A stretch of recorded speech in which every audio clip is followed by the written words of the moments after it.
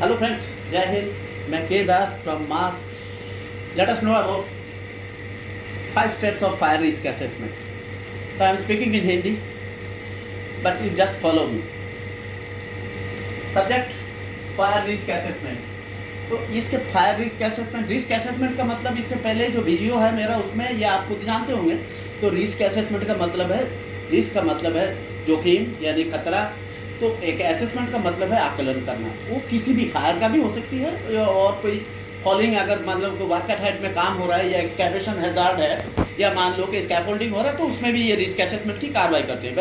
वैसे एक जानकारी के लिए बता दूं, ये रिस्क असेसमेंट का एक फॉर्म भी होता है। हम लोगों ने ये पर्टिकुलर स्टूडेंट से डिप्लोमा लेवल और पीजी डिप्लोमा लेवल में किसी एक नर्सिंग होम का, जो बड़े नर्सिंग होम है उस जगह में क्या क्या रिस्क असेसमेंट है, ये प्रैक्टिकली ले जाकर और मैं फील्ड एक्सपीरियंस के लिए इंडस्ट्रियल एक विजिट भी करवाया और साथ साथ फॉर्म में भी ये चीज़ मैंने इम्प्लीमेंट किया था कि क्या क्या रिस्क देखा आप लोगों ने। फिर उस तरह से ये स्टेप फॉलो करते हुए हम लोगों ने इसकी पूरी कार्रवाई की और वो स्टूडेंट को समझाया। शायद ये ट्रेनिंग आप सुन रहे होंगे और अच्छा भी लग रहा होगा, है ना।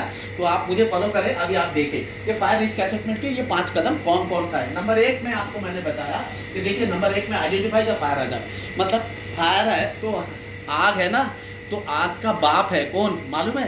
तो HFO मतलब हीट फ्यूल और ऑक्सीजन। ये है फादर ऑफ फायर। तो इनको रोकना है, ये जहाँ है उसको कंट्रोल में लाना है। तो ये है आइडेंटिफाई द फायर हैजार्ड। खोज के निकालो। आइडेंटिफाई करना मतलब चिन्हित करना, खोज के निकालना। खोजो कहाँ है फायर हैजार्ड, कौन कौन सी चीज है जिसमें से आग लग सकती है। दैट इज कॉल्ड HFO मतलब heat fuel and oxygen. H for heat, F for fuel and O for oxygen. Next point 2 number में आप देख रहे हैं, identify the people who might be harmed and how. एकदम सिंपल। तो आप 1 number के बाद 2 नंबर में जो मैंने बताया, identify the people who might be harmed and how, मतलब आप उन लोगों का खोज चलाओ, उन लोगों को खोजो जो कि आग लगने पर जिनको खतरा हो सकता है या जो कि बाढ़ हो सकती है या आग से रिलेटेड वो घायल हो सकते हैं इस तरह से कोई कार्रवाई से, और वो कैसे हो सकते हैं इसका पता लगे। शायद आप समझ गए होंगे। 3 नंबर में आऊँ मैं। 3 नंबर है evaluate the fire risk to decide precaution. मतलब आपको प्रिकॉशनरी मेजर्स मतलब उसके बचाव के उपाय करने के लिए आपको फायर रिस्क जो है उसका मूल्यांकन करना जरूरी है।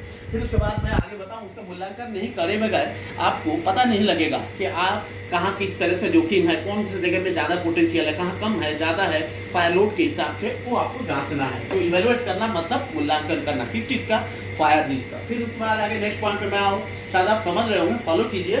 तो फिर आगे है 4 नंबर में, record the significant findings to implement. यहाँ रिकॉर्ड मतलब रिकॉर्ड करना मतलब it should be documented by you. मतलब कहाँ कहाँ कौन कौन सी चीज़ें हैं उसको सिग्निफिकेंट मतलब जो जिसकी तात्पर्य है, तो उसको मतलब पोटेंशियल जो चीज़ आप देख रहे हैं उसके लिए क्या व्यवस्था होना चाहिए इम्प्लीमेंट करने के लिए, वो चीज़ें खाली देखना नहीं है। रिकॉर्ड करने से काम नहीं चलेगा, उसका रिकॉर्ड डॉक्यूमेंट फॉलो कर मेंटेन करना है। साथ साथ उसके साथ जो भी इम्प्लीमेंट तो लागू करने के लिए क्या क्या उपाय आपने फॉलो किया, अपनाया, एडॉप्ट किया, इंस्टॉल किया, वो चीज़ जानने के लिए मैं कह रहा हूँ। नंबर 5 में आप देख रहे हैं, this is the last point which you have to know, मतलब रिव्यू एज नेसेसरी। मतलब अगर कोई मान लो कि उसमें कोई परिवर्तन आया, जो मैन्युफैक्चरिंग प्रोसेस में जो भी एक्टिविटी है तो उसमें कोई परिवर्तन आता है, या मान लो कि पॉलिसी में, सेफ्टी पॉलिसी में या मटेरियल में, या कोई काम करने के जो तौर तरीके हैं यानी प्रोडक्ट बनाने के लिए जो एक्टिविटी हम लोग फॉलो करते हैं उसमें, तो आपको उसमें कोई बदलाव आने पर जो है उसको नेसेसरी ज़रूरत के आधार पर आपको रिव्यू करना है, मतलब उसकी समीक्षा करना है। क्या आपने वो जो अरेंजमेंट किया precautionary major, is it looking sufficient और इनसफिशिएंट। तो ये पॉइंट मैं बताना चाह रहा हूँ। फिर आपको आगे मैंने डिटेल में लिखा, तो मैंने लिखा 1 2 3 4 5, मतलब इसके साथ इसका सिमिलरिटी है। अभी 1 नंबर में क्या है लिखा है, आइडेंटिफाई द फायर हैजार्ड। तो क्या करना है, तो मतलब HFO को ढूंढना है। H for heat, F for fuel, O for oxygen. फिर उसके बाद 2 नंबर में identify the people who might be harmed and how.